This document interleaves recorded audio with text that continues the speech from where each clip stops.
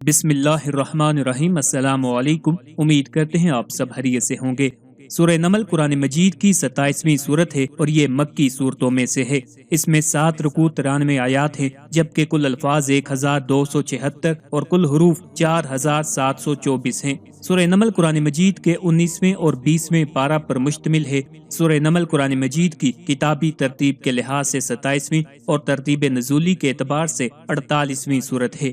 اس کا نام النمل چیونٹی اس میں بیان کردہ حضرت سلیمان علیہ السلام اور چیونٹی کے واقعے کی وجہ سے رکھا گیا ہے۔ یہ سورت بنیادی طور پر توحید، رسالت اور قیامت کے موضوعات پر مشتمل ہے اور اللہ تعالیٰ کی قدرت، حکمت اور تخلیق کی نشانیوں پر غور کرنے کی دعوت دیتی ہے۔ سورہ نمل میں حضرت موسیٰ علیہ السلام، سلیمان علیہ السلام، داؤد علیہ السلام، حضرت صالح علیہ السلام اور حضرت لوط علیہ السلام کے قصے بیان کیے گئے ہیں۔ ان قصوں کے ذریعے لوگوں کو عبرت دلائی گئی ہے کہ جو قومیں اپنے نبیوں کی بات نہیں مانتی وہ اللہ کے عذاب میں مبتلا ہوتی ہیں، جبکہ اللہ کے فرما بردار لوگ کامیاب ہوتے ہیں۔ سورہ نمل میں خاص طور پر سلیمان علیہ السلام کی حکومت، ان کی چیونٹیوں سے گفتگو، ہدہد کے ذریعے ملکہ سبا کو دعوت توحید دینا اور ملکہ سبا کا اسلام قبول کرنے کا واقعہ بیان کیا گیا ہے۔ یہ صورت بتاتی ہے کہ اللہ کے نبیوں کو ایسی بصیرت اور حکمت عطا کی جاتی ہے جو عام لوگوں کی پہنچ سے باہر ہوتی ہے۔ احادیث اور اسلامی روایات کے مطابق سورہ نمل کی تلاوت سے اللہ تعالیٰ انسان کو دشمنوں کے شر اور مصائب سے محفوظ رکھتا ہے۔ سورہ نمل کی تلاوت دل کو روحانی روشنی عطا کرتی ہے اور اللہ کے راستے کی ہدایت دیتی ہے۔ علماء کے مطابق جو شخص سورہ نمل کی تلاوت کرتا ہے، اللہ تعالیٰ اس کے لیے ہر مشکل میں آسانی پیدا فرماتا ہے اور اسے صبر و استقامت عطا کرتا ہے۔ اس سورت کی تلاوت کرنے والا دنیا اور آخرت میں کامیاب ہوتا ہے اور اسے اللہ کی طرف سے برکتیں ملتی ہیں۔ اگر کوئی آدمی دشمنوں کے شر سے محفوظ رہنا چاہتا ہے تو سورہ نمل کی تلاوت کو معمول بنا لے۔ یہ سورت اللہ کی حفاظت کا ذریعہ بنتی ہے۔ جو آدمی کسی مشکل میں ہو یا کوئی پریشانی ہو وہ سورہ نمل کی تلاوت کرے۔ یہ سورت اللہ تعالیٰ کی مدد اور سکون کا ذریعہ بنتی ہے۔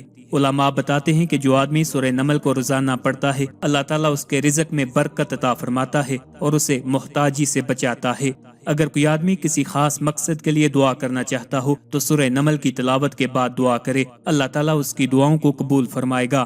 سورہ نمل کی تلاوت اور اس کے احکامات پر عمل کرنا انسان کے دل کو ایمان کی روشنی عطا کرتا ہے اور اس کی زندگی میں سکون اور اطمینان لاتا ہے۔ اس سورت کا مرکزی مضمون یہ ہے کہ اس میں وہ امور بیان کیے گئے ہیں جن کا تقاضا یہ ہے کہ ہر آدمی اللہ تعالیٰ پر ایمان لے آئے، اسے اپنا رب اور اپنا واحد معبود مان لے، اس کے ساتھ کسی کو شریک نہ کرے، مرنے کے بعد دوبارہ زندہ کیے جانے اور حشر و نشر کی تصدیق کرے اور قرآن پاک کو اللہ تعالیٰ کا کلام مانے۔ مزید اس میں یہ چیزیں بیان کی گئی ہیں۔ اس کی ابتدا میں قرآن پاک کے اوصاف بیان کیے گئے، نیک اعمال کرنے والے مسلمانوں کو جنت کی بشارت دی گئی اور آخرت کا انکار کرنے والوں کو آخرت میں سب سے بڑے نقصان اور برے عذاب کی وعید سنائی گئی ہے۔ یہ 5 واقعات اس صورت میں بیان کیے گئے ہیں۔ حضرت موسیٰ علیہ السلام کا واقعہ، حضرت سلیمان علیہ السلام اور چیونٹی کا واقعہ، حضرت سلیمان علیہ السلام اور ملکہ بلقیس کا واقعہ، حضرت صالح علیہ السلام اور ان کی قوم کا واقعہ، حضرت لوط علیہ السلام اور ان کی قوم کا واقعہ۔